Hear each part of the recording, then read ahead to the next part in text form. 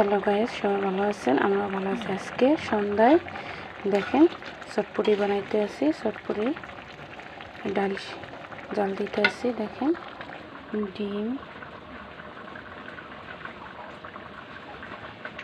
এসে ফুচকা ভাজে নিয়েছি, দেখেন সুন্দর করে।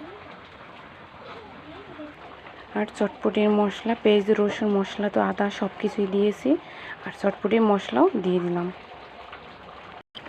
দেখেন বন্ধুরা, আমার ডাল প্রায় হয়ে গেছে।